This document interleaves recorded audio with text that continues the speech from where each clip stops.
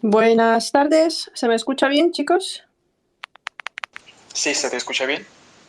Pues nada, mientras nos vamos uniendo todos, voy a introducir un poquito el tema que queremos tratar hoy. Básicamente, bueno, he puesto una encuesta ahora mismo en mi cuenta de Twitter y también la he compartido debajo de este espacio en la invitación para que votéis qué os parece si Ucrania debería o no ceder territorios a cambio de un alto de fuego o acuerdo de paz o lo que sea con Rusia, ¿vale? Porque resulta que con frecuencia se encuentra, sobre todo en España, bueno, al menos donde vivimos, la opinión de para acabar la guerra y con el acabar la guerra, que la gente se muere. Lo que hay que hacer es ceder los territorios para que Putin se quede contento y quieran retirar las tropas y tal. Bueno, aquí por una parte podríamos hablar de si Putin se queda contento con qué parte de Ucrania, si no querrá volver dentro de 2, 3 o 10 años a volver a conquistar territorios, ¿no? Y por otra parte, ¿qué hay de las personas que viven en estas tierras? ¿No? ¿Qué va a haber de la gente que está ahora mismo en ocupación o bajo ocupación, que no tienen derecho que no tienen derecho a expresarse libremente, que no tienen derecho a ser ucranianos, que es lo que han sido hasta hace 4 meses, bueno, menos, no, bueno, sí, claro, 4 meses, y con toda la situación y todos los, digamos, lo que sufren estas personas en esos territorios. Si queréis vosotros contestar a esta pregunta antes de que continuemos. Pues nada, de siempre, cada vez que Ucrania ha estado bajo ocupación rusa a través de la historia, ha sido así. Se ha prohibido la lengua ucraniana, se ha marginado a los ucranianos, se ha sometido a Rusia y pues nada democrático y todo un poco forzoso. Y el que se resista, pues en algún momento pudo haber sido ejecutado, por traición, pudo haber sido enviado al Gulag, han tenido que huir. Y bueno, de eso en la historia ya lo hemos visto anteriormente. No sé por qué tendría que ser diferente. Si yo creo que se está repitiendo la misma historia. Bien, lo que quería decir yo es que soy de Donetsk, tengo una experiencia bastante interesante con lo de la ocupación rusa, aunque es verdad que yo salí en 2014 de la ciudad y solo volví ahí una vez, creo que era en el año 2016, para ver cómo estaba la cosa. Y la cosa estaba fatal. Vivir en ocupación, vivir bajo la ocupación rusa es algo muy complicado. Rusia lo que hace es entregarle todo el poder a unos mafiosos. Uh, Crea un estado de inseguridad, un estado donde no se puede vivir, donde no tienes derechos, donde se te puede matar, donde se te puede torturar, donde se puede hacer un montón de cosas contigo y tú no puedes hacer nada al respecto. Y no solo esto, si hay alguna parte del territorio ucraniano que al terminar la guerra seguirá siendo ocupada por Rusia, Rusia va a usar ese territorio después y a sus habitantes como carne de cañón en sus futuras guerras, que es lo que está haciendo ahora mismo con los que viven en Donetsk y Lugansk. Adoctrinan a los niños y después los movilizan forzosamente a su ejército para usarlos pues, como carne de cañón, mandarlos al frente sin equipamiento necesario, sin armas, sin nada, solo para morir, luchando contra su propio país, luchando contra otros ucranianos, luchando contra su propia gente. Lo que está haciendo Rusia es una especie de genocidio, pero es que es un genocidio tan cínico, tan cruel, que no tengo palabras ni siquiera para describir la maldad rusa. Entonces, mi recomendación a todos aquellos que podrían quedarse para siempre en la ocupación o creen que no sé cuánto tiempo todo eso va a durar es abandonar los territorios ocupados. Entiendo que eso puede costar mucho. Entiendo que después a lo mejor van a volver, a lo mejor no, pero mientras los territorios están ocupados, eh, no se puede vivir ahí. No se puede vivir ahí. Bien, si alguien quiere añadir algo más, pues puede hacerlo. Hola, buenas tardes a todos. Perdón por llegar tarde. A mí me gustaría, bueno, no sé si lo habéis dicho al principio, pero contextualizar un poco para los oyentes que no sean ucranianos, en qué consiste la ocupación, ¿no?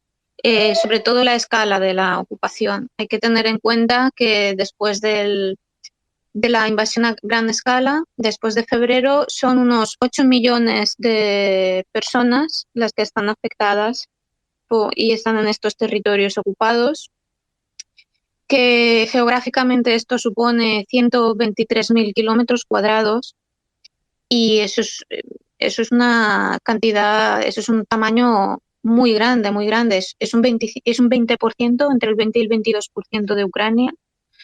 y para otros países europeos es casi un tercio. Entonces, viendo esa magnitud, ahora después pasaremos a ver en qué condiciones vive la gente, ¿no? Como ya nos ha dado ejemplos COSAC, que la gente europea, antes de decir cosas como que hay que ceder territorios, por favor, mida toda la magnitud, ¿no? De que son 8 millones de personas afectadas por la ausencia de ley, porque son ocupaciones ilegales, es una invasión dentro de un territorio soberano, implica la pérdida de la justicia que había y de la democracia que tenía Ucrania en el territorio ocupado por los rusos. Se han secuestrado alcaldes para imponer leyes, bueno, leyes no, violencia y orden militar ruso. Y no hay seguridad tampoco, porque en vez del Estado de Derecho ucraniano lo que está funcionando es la ley del ejército ocupante ruso. Entonces ahí hay los campos de filtración, las detenciones ilegales, las deportaciones ilegales. Quiero acentuar sobre todo entre los miles de niños que están estando de sus padres y llevándoselos a Rusia ilegalmente, ¿vale? Entonces, la ocupación no es que tengas un cambio de gobierno, como igual alguien puede pensar ingenuamente. La ocupación supone la supresión del Estado de Derecho, supone una violencia militar, pues como si fuese un golpe de Estado. Entonces, pues eso, contextualizarlo un poco y si queréis pasamos a, pues eso, a otras cosas más concretas y experiencias de la ocupación. Yo quería hacerle una pregunta a COSAC, porque como dices que eres de Donbass, me gustaría preguntarte si tienes amigos ahí en la zona ahora, o algún familiar o gente que conozcas, cómo les ha afectado todo esto y en general alguna experiencia que te parezca interesante de contar. Bueno, lo que puedo contar es que, por ejemplo, tengo a mi tío que está viviendo también en Donetsk, a diferencia de mi familia, él con su tía, con su mujer, con mi tía, decidió quedarse ahí para vivir, porque bueno, ya tenía una casa, no querían abandonarla y ahora mismo pues él tiene que vivir básicamente sin salir de casa, esconderse en un sótano literalmente, porque si lo encuentran, si le pillan, pues se van a mandar al frente y él tiene ya casi 60 años, o sea, es una situación muy complicada. En cuanto a los que tienen más o menos mi edad, mis amigos, pues muchos tienen amigos familiares en Rusia, entonces ya habían salido, están ahí en otros sitios, no están en el territorio de Donbass, menos mal, pero aún así, la situación es complicada. Muchas gracias. Entiendo que no es fácil de hablar de este tema.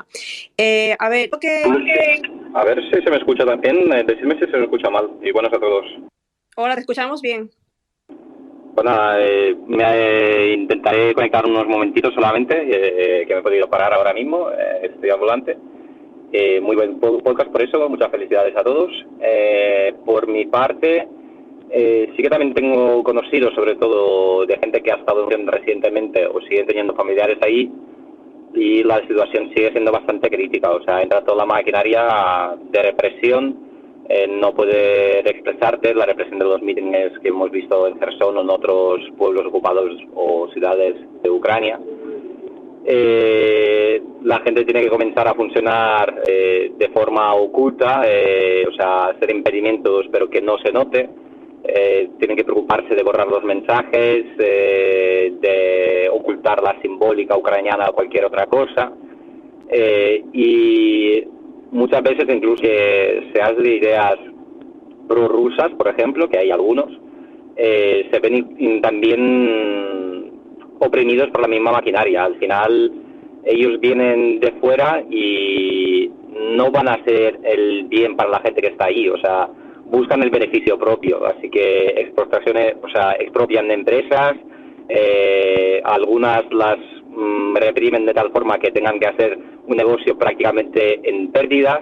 El hecho de que necesiten el pasaporte ruso si quieren sacar dinero, operar o hacer funcionar cualquier negocio, forzosamente si quieres comer te obligan a entrar dentro de su maquinaria.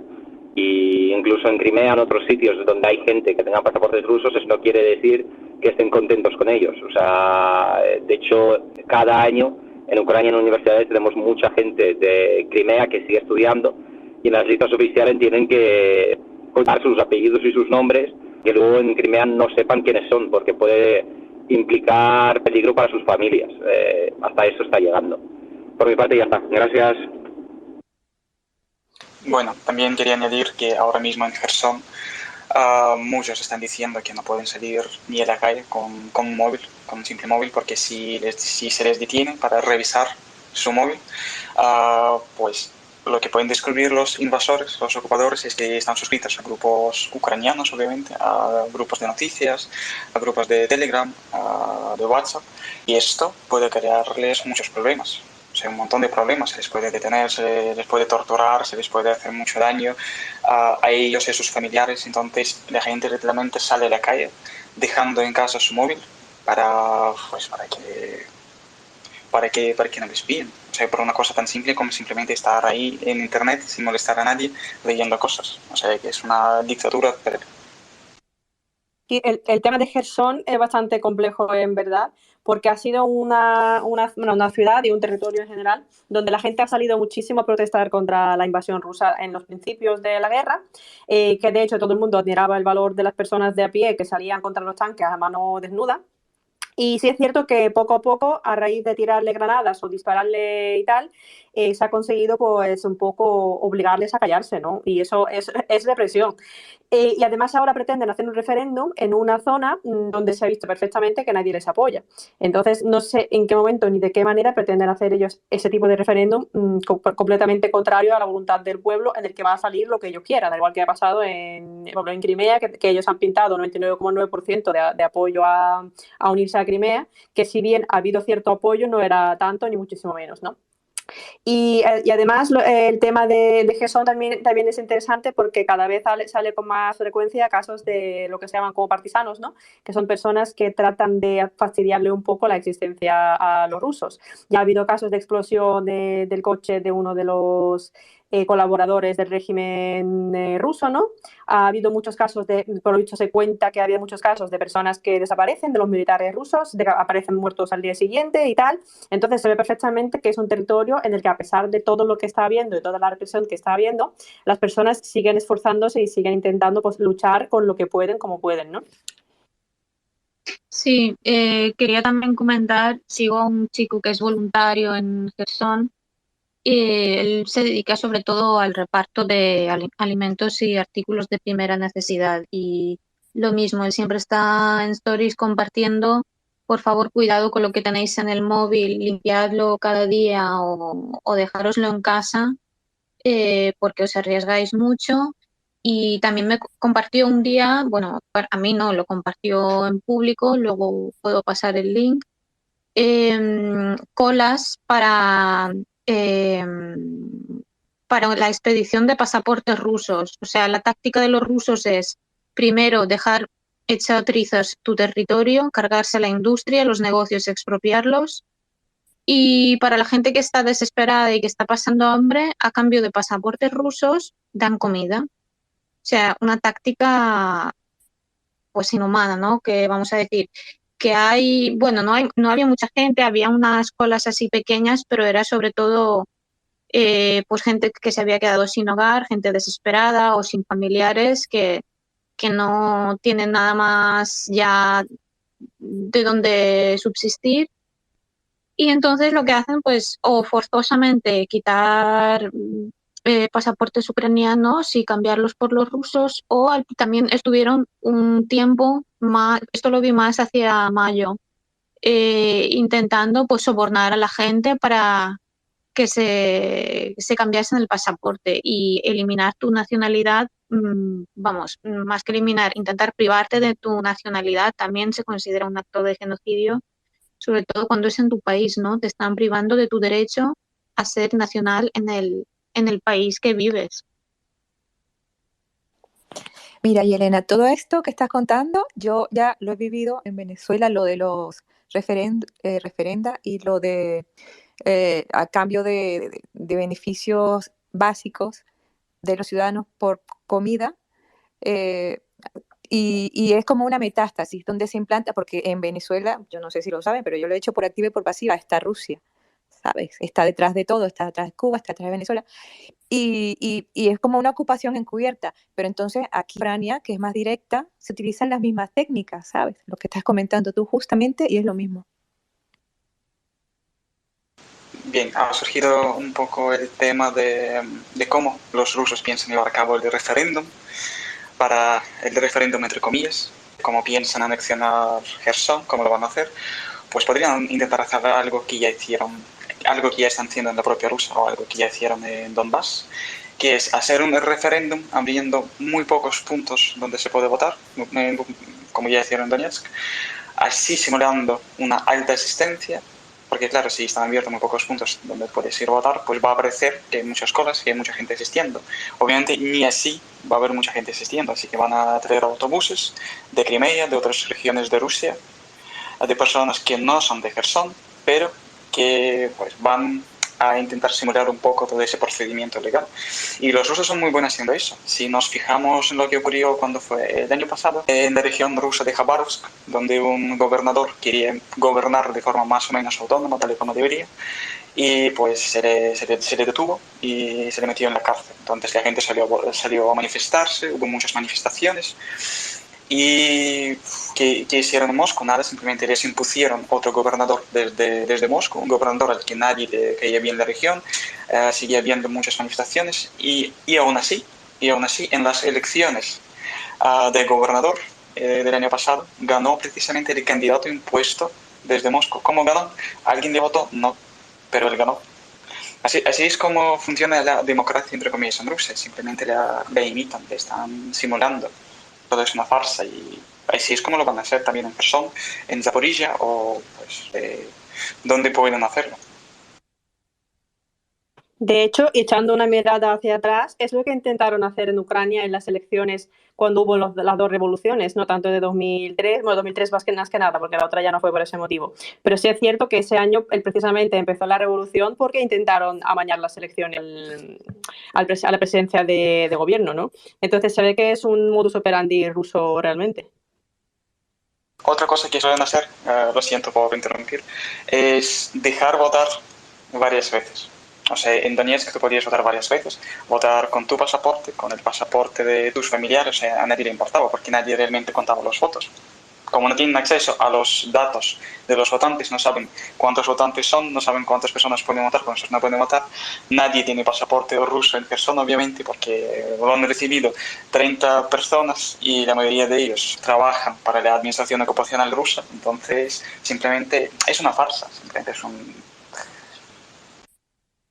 Sí, a mí me gustaría hablar un poco del aspecto formal de cómo se hace todo esto de la ocupación de cara a la galería, ¿no? De cara a la comunidad internacional y cómo la Federación Rusa pervierte el lenguaje para llegar a los fines de convencer a, pues, a la gente que no está muy puesta en el tema, que muchos hasta este año, por desgracia, ni nos ponían en el mapa, Ucrania, ¿no? Pues a toda esta gente convencerla, ¿no? De que los rusos están liberando territorios, vamos, de todo el tipo de mentiras que se extienden con la perversión del lenguaje, ¿no? El ejemplo es que ellos lo llaman liberación, ¿no?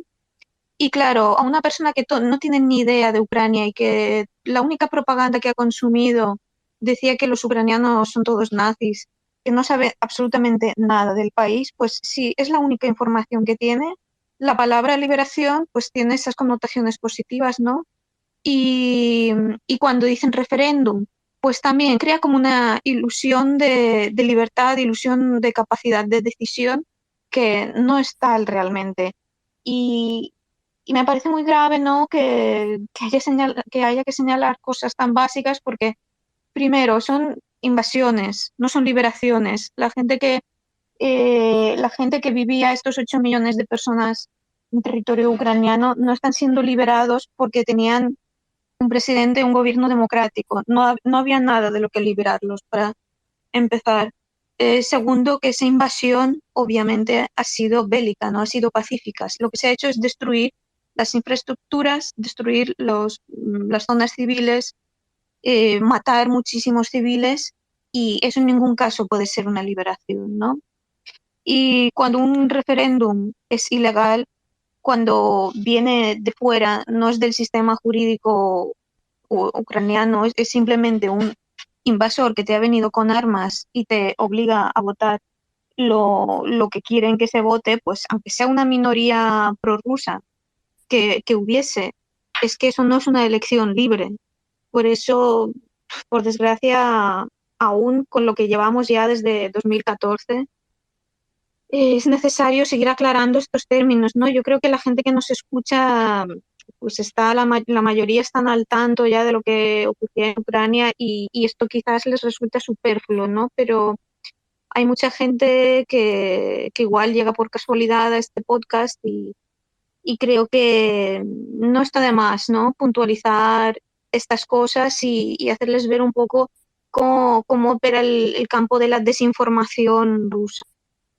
Yo creo que a fecha de hoy ya nadie tiene duda de lo que está pasando. Sí, es cierto que creo que han hecho un gran trabajo, pero tanto los rusos como los prorrusos que había en Ucrania, que se ve que había muchísimos, sobre todo en el Parlamento, en órganos de gobierno y en todas partes, que de hecho creo que hace poco han detenido a varias personas cercanas a, bueno, no al presidente del gobierno, sino que pertenecían, digamos, de alguna forma al Parlamento ucraniano y tal. Que estaban a sueldo y la han reconocido, estaban en sueldo de Kremlin, pero sí es cierto que se hizo muy buen trabajo por parte de los rusos en la época de 2014, después de Maidán, porque mucha gente se ha creído la milonga de los nazis. Bueno, de hecho, creo que había una historia de un niño de 4 años que han crucificado en Slavia, si no me equivoco, y la gente se lo ha creído, y tú, pero ¿cómo puedes creer estas cosas si son completamente inverosímiles, ¿no? Pero aún así, hoy en día creo que no cabe ninguna duda al respecto. Yo al menos, la gente con la que hablo, no tienen dudas de que Rusia está actuando mal, está asesinando a gente y tal. Lo que sí veo hoy en día, la retórica, al menos aquí en España, que es lo que yo puedo valorar porque aquí donde me relaciono con la gente, es un poco eso de que hay que acabar la guerra lo antes posible, sea a precio que sea, porque qué mal, la gente se muere y tal. Y la gente no es consciente de que aunque no, si la guerra se acabase mañana y la gente dejase de morir, seguimos hablando de que las zonas ocupadas por Rusia, que Rusia así de buenas no las va a dejar, va a seguir mujeres violadas, va a seguir personas asesinadas, va a seguir habiendo hambre, va a seguir habiendo porque si miramos todas las zonas que Rusia ha conquistado, bueno, ha invadido más bien durante los años anteriores, estas zonas nadie las reconstruye luego. Si miramos Transnistria, está en la ruina más absoluta. Si miramos la parte de Georgia, que está bajo Rusia ahora mismo, está en la ruina más absoluta. ¿Qué nos hace pensar que Rusia ahora de repente coge e invierte millones de euros por ejemplo, en construir Mariupol? Nadie. Entonces, esas personas estarán condenadas a vivir en la pobreza, a vivir en la miseria, a vivir sin agua, sin luz, sin casas, porque nosotros los abandonamos, ¿no? De alguna manera, para que el resto de Ucrania y el resto de Europa pueda vivir en paz y echarnos gasolina a 1,50 como antes. Eso me recuerda al acuerdo de Yalta después de la Segunda Guerra Mundial, que Occidente lo vio como una maravilla, una liberación de los nazis, pero la parte de los habitantes de Oriente, o sea, de Europa Oriental, Polonia, Ucrania, toda esa zona que quedó bajo el dominio soviético, lo ven de otra manera, lo ven como que fueron sacrificados por la paz, porque la vida de ellos no fue igual que la de Occidente, de Europa Central, Occidental, ¿sabes? Fue así, represión y en peores condiciones y pues eso. Chicos, cuando queráis, Vale, pues también quería añadir que los propios rusos en sus programas de televisión dicen que para desnazificar a Ucrania, entre comillas, lo que tienen que hacer es matar a 2 millones de ucranianos. En estas condiciones, es decir, que lo que tiene que hacer Ucrania es rendirse, ceder a Rusia sus territorios, pues es una aberración. En primer lugar, las personas seguirán muriendo, incluso a lo mejor seguirán muriendo pues a un ritmo incluso mayor de si no hubiera guerra. Porque ¿qué es lo que va a hacer Rusia? Rusia va a buscar a todos los que participaron en el conflicto, a todos los que participaron en la guerra, a todos los que estaban ayudando al ejército ucraniano, a todos los voluntarios, y los va a torturar, los va a asesinar. Lo que pasa es que lo va a hacer de forma silenciosa, lo va a hacer en sótanos, lo va a hacer en sus prisiones, y nadie en el occidente lo va a ver. Y esto es en realidad lo que quiere decir la gente, que dice ojalá acabe la guerra cuanto antes y Ucrania ceda sus territorios. Ellos lo que buscan es no ver la guerra, no ver la sangre por la tele, no enterarse de lo que está pasando y vivir en paz. Esto es lo que ellos buscan. Pero es que esto no va a pasar. Esto no va a pasar primero porque Rusia seguirá matando. En segundo lugar, porque Rusia va a utilizar a esas personas que quedaron en la ocupación, como los consideran untermensch, los consideran seres de segunda, a los que se les puede matar, se les puede asesinar, se les puede utilizar para mandarlos a la guerra, como ya hacen los territorios ocupados de Donetsk y Lugansk. Lo que van a hacer es prepararse para otra guerra, para otro conflicto, movilizar a todas esas personas que viven en territorios ocupados, que son 8 millones de personas, para después lanzarlos como carne de cañón contra Rusia. Entonces, en el próximo conflicto ruso-ucraniano ya no va a haber una situación de que Rusia no tiene infantería suficiente, pues porque no quiere movilizar a la población rusa para evitar conflictos internos y tal. Lo que van a hacer es movilizar a la población ucraniana que quedó en la ocupación para lanzarlos al frente y así pues utilizar a los propios ucranianos para destruir el Estado ucraniano, para hacer daño a otros ucranianos y después para usar ya nuevos territorios ocupados para invadir otros países, porque Rusia dice tal cual, ya van a cara descubierta de que quieren anexionarse Bielorrusia, anexionarse Moldavia, quieren anexionarse Georgia, quieren hacer lo mismo con Armenia, están siempre metiéndose ya en conflictos últimamente con Kazajistán, diciendo que los territorios del norte de Kazajistán son étnicamente rusos y deben pertenecer a Rusia. O sea, lo que están haciendo es, a cara descubierta, intentar restablecer el imperio ruso. Permitir que lo hagan es que vamos a ver en qué mundo vamos a vivir si Rusia consigue todo esto. Si Rusia consigue hacerse con Ucrania, si Rusia consigue hacerse con Moldavia, Bielorrusia, Georgia, Armenia, Kazajistán, ¿qué será lo siguiente? Es que lo siguiente será usar todos los nuevos recursos, todos los nuevos pueblos dominados para seguir haciendo guerras, para seguir expandiéndose. Desde la fundación de Moscú, desde la fundación de la ciudad de Moscú, desde la fundación del Principado de Moscú, el único objetivo de Moscú fue expandirse territorialmente. Era destruir la democracia en otros países. Era acabar con cualquier atismo de libertad en todos los territorios del este de Europa. Y lo seguirán haciendo. Este es mi punto de vista. Si alguien quiere decir algo más, puede hacerlo. Sí, por favor, me quedé con ganas de comentar. Bueno, viene un poco a lo que ha dicho Inna, Valin y ahora tú, Kozak, que ahora todo el mundo ya da por hecho que no es una liberación, que es una ocupación.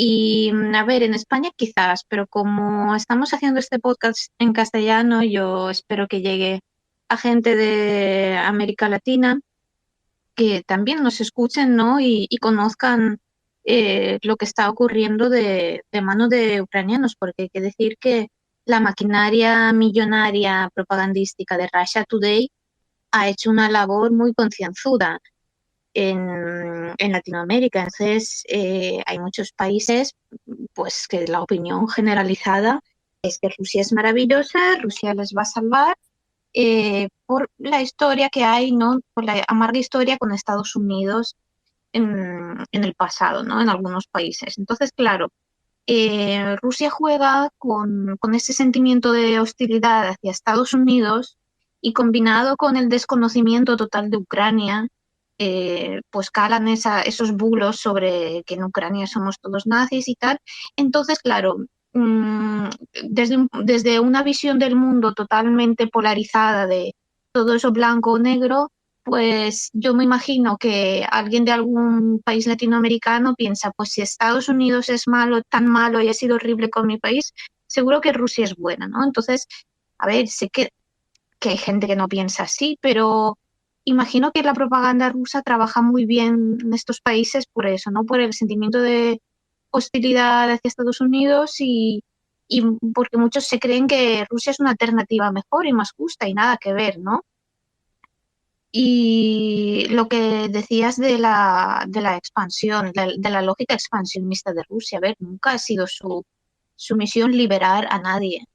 Ya sabemos que es una perversión del lenguaje, es propaganda, y que un país que tiene 7 u 8, no me acuerdo cuántas son, franjas horarias, no ha podido anexionarse tantos territorios con paz y amor. Obviamente eso es imperialismo, ¿no? Entonces, es necesario crear conciencia y llamar por su nombre al imperialismo ruso y no como un cambio de orden mundial o un equilibrio de poderes, porque para la gente que es anti Estados Unidos, pues es una idea muy tentadora, pero igual o desconocen o quieren desconocer los efectos de ese poder, gran poder ruso, porque los territorios ocupados por Rusia es violencia, es ausencia de Estado de Derecho, es muy seria.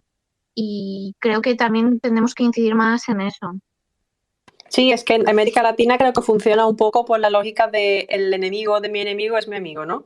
Entonces un poco creo que va por ahí. Pero sí es cierto que muchas veces yo al menos me he cruzado con muchas cuentas de Twitter de los países latinoamericanos que son personas que me dan la sensación de que están completamente alejados de la realidad, que no saben ni lo que están diciendo, que no entienden nada de lo que está pasando.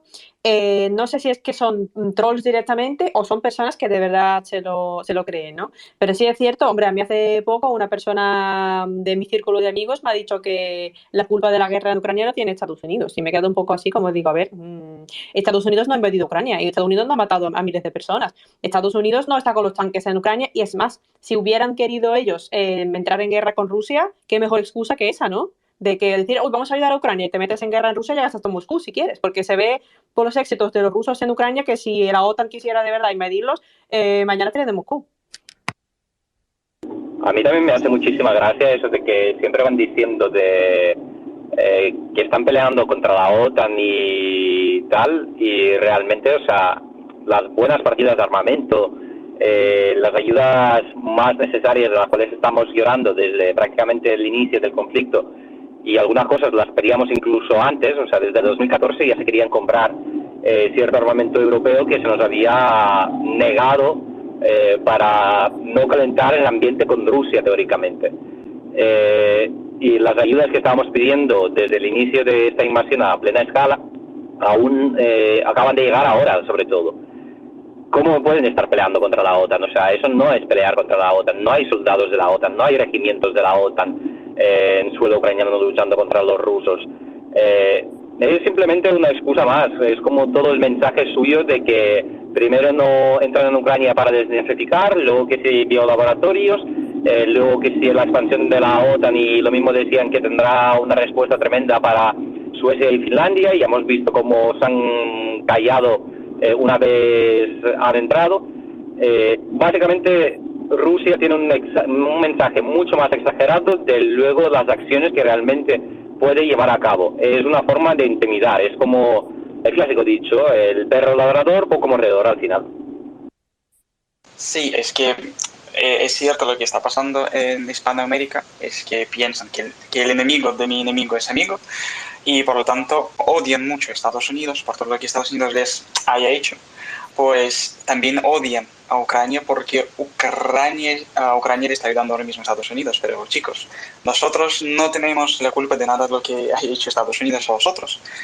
Entendednos, simplemente ponednos en nuestra situación.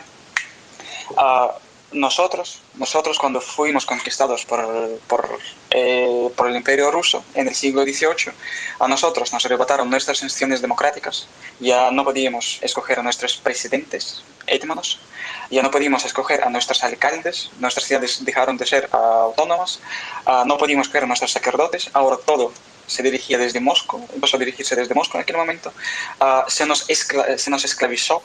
Ahora, desde la conquista de Ucrania del Imperio Ruso en el siglo XVIII, simplemente casi toda la población de Ucrania pasó a ser esclava, pasó a simplemente los ucranianos se vendían y se compraban, como pasaba con el resto de ciudadanos entre comillas del Imperio Ruso.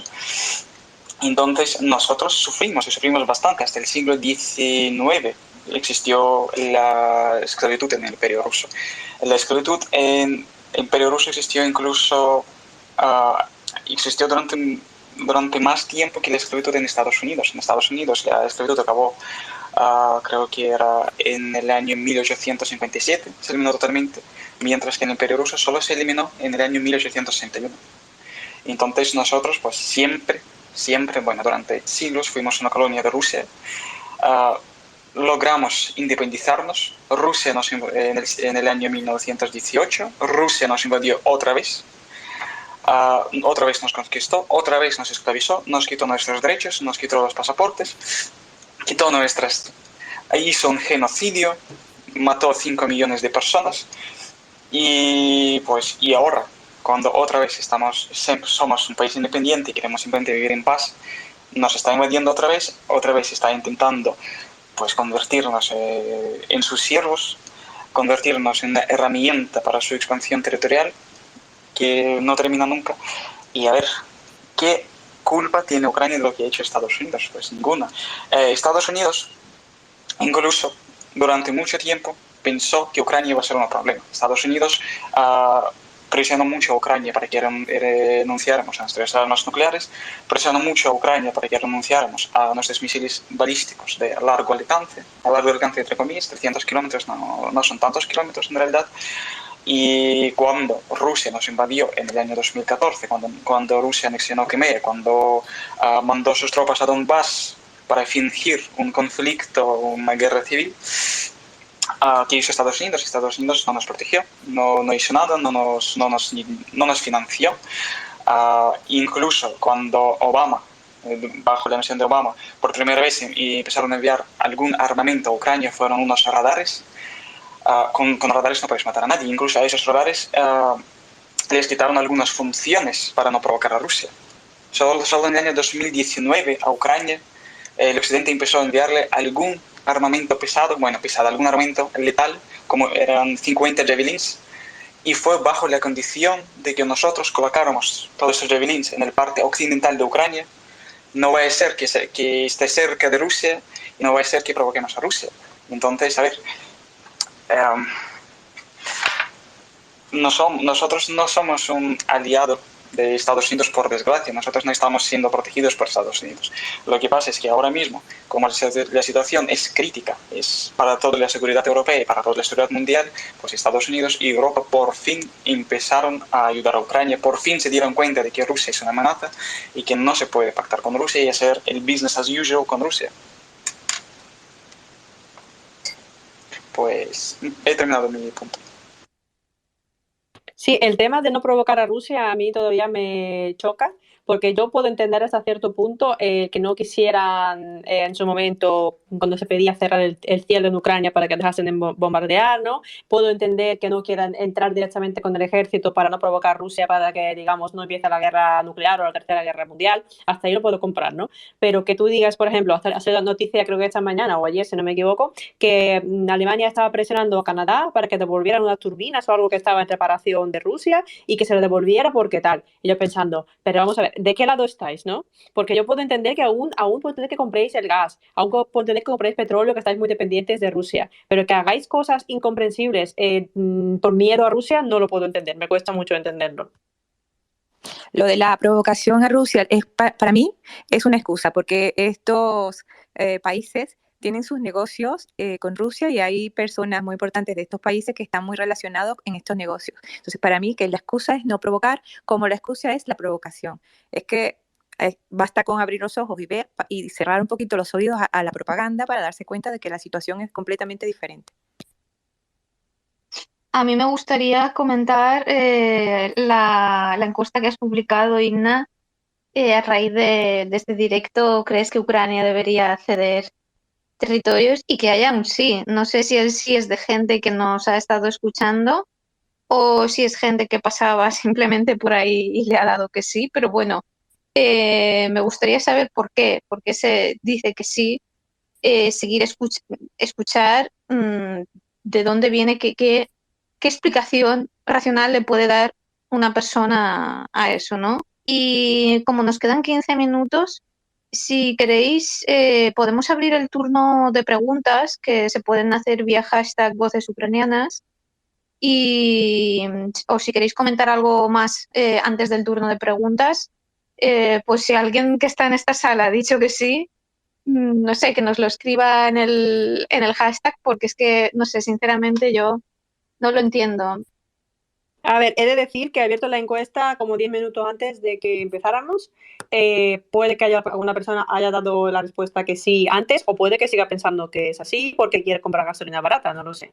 Pero sí es cierto que, hombre, la buena noticia que de 55 personas que han votado, 83% dice que no. Yo me quedo con esa parte porque, a ver, lógicamente hay de todo en la Villa del Señor, ¿no? Yo lo que quería también un poco comentar antes de que pasase al turno de preguntas o de comentarios y tal, quería que reflexionásemos, al menos las personas que no tienen ninguna vinculación con Ucrania y tal, que reflexionase por un momento o se pusiera en el lugar de las personas que viven o que vivían en las zonas ocupadas de Ucrania, ¿no? Porque ya puede ser que te hayas ido de aquella zona y lo has perdido todo y ahora te puedes encontrar en Twitter o en Instagram o en, yo qué sé, por cualquier otra vía, información o vídeos de personas viviendo en tu casa, sentándose en tu sofá, utilizando tus cosas, mientras tú a lo mejor vives en un piso compartido a saber Dios dónde. Eso por un lado, ¿no? Y tú lo has perdido todo y no te queda absolutamente nada más, salvo la vida, que a lo mejor no tienes ni trabajo, no tienes ahorros, a lo mejor te han tiroteado el coche y de repente te encuentras que te dicen desde otras partes del mundo que vivimos en paz, bueno, no pasa nada, regálase a Rusia porque así se acaba la guerra, ¿no? Y tú dices, es que mi vida está ahí, las tumbas de mis abuelos están ahí, yo tenía trabajo ahí, mi hijo iba al colegio ahí, era mi casa que yo he pagado con el sudor de mi frente, eran los muebles que yo he elegido para amueblar esta casa, para decorarla, ¿no? Y luego, por supuestísimo, el caso más grave es de las personas que se han quedado en las zonas ocupadas. Son personas a las que están humillando constantemente, a los que obligan a grabar, como los vídeos estos que se hicieron pidiendo perdón por meterse con los rusos. Personas a las que violan, tanto hombres como mujeres como niños, que ha habido casos de todo, probados y confesados. Personas que se encuentran que lo están torturando. Personas a las que los obligan a coger un arma que está en mal estado e ir contra sus propios ciudadanos a pegar tiros y peor todavía, o no sé si es peor o no, salir volando por los aires en el día 2 de estar en el frente porque tú eres carne de cañón a la que mandan a morir porque a ellos les da la gana, ¿no? Porque tú no eres nadie, eres peor que los rusos, de hecho, de la gente de Donbass creo que le han llegado a decir que sois peores que nosotros. Luego, las personas que siguen viviendo ahí, aún librados de todo lo que digo, las torturas y las violaciones, se encuentran en circunstancias de que a lo mejor no tienen casa. En Mariupol no hay agua y he visto una noticia de hoy que no va a haber agua corriente porque no se puede reparar y no lo van a reparar. He visto otra noticia en la que decía que las personas, por ejemplo, que viven en la zona ocupada, la comida ha subido como 3 veces respecto de lo que cuesta en Ucrania. Porque por lo dicho, por el cambio del rublo, por no sé qué historia, no les dejan, no pueden, ¿sabes? Todo le vale más caro. Hay una noticia también de la que las personas que se dedican al tema de la agricultura les obligan a dar 1/3 de su cosecha para que tengan derecho de sacarla de la ciudad. Estamos hablando de cosas que viven día a día millones de personas en Ucrania ahora mismo. Para mí decirles a ellos, ahí os quedáis porque nosotros queremos vivir en paz, traición, es que yo lo considero traición. Y yo entiendo que estas personas lo sentirían como tal, ¿no? Básicamente quería que pensáramos un poco de cómo estaríamos nosotros de encontrarnos en las circunstancias como estas, tanto si te sales de tu casa de repente sin nada, como si te quedas ahí viviendo bajo esa situación, y que pensáramos un poquito antes de decir a otra persona, otro país, oye, déjalos ahí tirados, ¿qué diríamos si fuéramos nosotros, no? Bueno, pues abrimos el turno de preguntas, si queréis. Sí, claro, hay que abrir el turno de preguntas. Si alguien tiene una pregunta que quiera hacernos, alguna duda, podemos responderos a todos. Así que podéis empezar. Mientras lo hacéis, quería comentar una cosa y es otro motivo de por qué Ucrania no debería ceder sus territorios. El principal motivo es que lo que está haciendo, intentando hacer Rusia ahora mismo, es destruir Ucrania. Es convertir a Ucrania en un estado inviable económicamente, un país donde nadie va a querer vivir, debilitar a Ucrania hasta el punto que en una futura invasión, que ya la están planeando, hacerse con todo el país. Y después de hacerse con toda Ucrania, que es el país más grande de Europa, pues se anexionan otros países, Bielorrusia, Moldavia y, como he dicho, el resto de países ex-soviéticos. Para evitar que Ucrania se debilite, lo que hay que hacer es acabar la guerra de una vez por todas. No basta con una pequeña tregua, con una tregua no duradera que pronto va a acabar y llevar a otra guerra, como ya pasó con los acuerdos de Minsk. Los 2 acuerdos de Minsk fueron violados por Rusia. El primer acuerdo de Minsk fue violado cuando Rusia atacó Debaltsevo. El segundo acuerdo de Minsk fue violado cuando Rusia atacó a Ucrania este año, en 2022. Entonces, si Ucrania quiere ser un estado viable, si no queremos que Rusia se expanda y se convierte otra vez en un imperio que amenace la seguridad y la estabilidad del resto del mundo, Ucrania debería ser un estado viable, un país donde se puede vivir.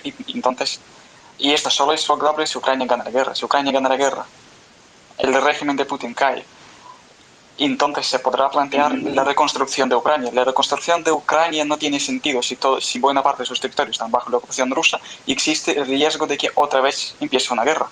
Simplemente, ¿qué sentido tiene reconstruir todos los edificios, reconstruir toda la infraestructura, intentar hacer algo si después van a venir los rusos con sus misiles a destruirlo todo, a arrasarlo todo otra vez? Es inviable. Nadie en el mundo lo va a hacer. Nadie en el mundo va a invertir en Ucrania. Nadie en el mundo va a reconstruir Ucrania. Y una Ucrania debilitada, una Ucrania débil, una Ucrania económicamente inviable, es una Ucrania que a la larga va a perder la guerra y Rusia se va a hacer con el control de ella. Lo que están diciendo, lo que están pidiendo una tregua, lo que en realidad quieren decir, están pidiendo es que Ucrania pierda la guerra, se debilite y finalmente, en algún momento futuro, no ahora, pero en otro futuro, dentro de un par de años, sea totalmente absorbida por Rusia. Y yo creo que más que eso también hay el otro peligro oculto, que no podemos dejar que Ucrania renuncie a algún territorio, porque si permitimos a Rusia reescribir los mapas mundiales actualmente, eso implicará que otros estados puedan llegar a querer realizar lo mismo, ya sea incluso Turquía, China, Irán o cualquier otro estado con pretensiones territoriales que quiera reescribir los mapas, y eso implica más conflictos. Así que si le permitimos a uno, crearemos el precedente que otros puedan aspirar a lo mismo. Y allí radica un peligro oculto que no se pueda llegar a dejar. Si realmente queremos vivir en un mundo tranquilo y pacífico en el futuro, tenemos que decir, oye, estas son las reglas de juego, estos son los mapamundi y fronteras que hemos dibujado, con las cuales llevamos mucho tiempo viviendo. Busquemos, si se quieren redibujar, busquemos mecanismos legales y democráticos y no militares para realizarlo. Porque militarmente lo que te vas a encontrar es la oposición del resto del mundo y te pararán los pies y no te saldrá a cuenta. Y así frenamos cualquier posible agresión en otros territorios. Sí, totalmente de acuerdo, la verdad. Chicos, yo no sé si queréis añadir algo, porque preguntas no tenemos. Yo lo que sí quería decir que nosotros, bueno, hemos tenido una ayuda de un compi de Twitter que nos ha ayudado a hacerlo, o sea, a grabar y guardar los podcasts de todos los programas que hemos hecho anteriormente para poder subirlo en formato podcast en iVoox. Entonces, lo más probable es que en unos días, un par de días, vamos a empezar a subirlos poco a poco, ¿vale? Por si alguno queréis escucharlo, lo compartiremos luego en redes sociales. Creo que Sí, si me permitís, quería hacer un apunte rápido para no gastar el tiempo. Quería decir solo que aprecio mucho el trabajazo que estáis haciendo ahora mismo y que este episodio en particular debe de haber sido bastante duro prepararlo, porque es una situación y son personas que tenéis allí que están viviendo esto día a día. Creo que en España realmente no hay un marco mental para llegar a entender esto. O sea, si queremos ver una ocupación extranjera en España, la última fecha a la que nos tenemos que retraer es probablemente 1808. Entonces, ha sido un tema muy bien traído el que habéis escogido y creo que está genial que lo hayáis comentado. Muchas gracias. Muchas gracias. Muchas gracias a todos, que tengáis buen fin de semana. Y Slava Ukraini. Muchas gracias a todos. Slava Ukraini. Slava Nazi. Slava Nazi. Slava Nazi. Slava Nazi. Slava Nazi.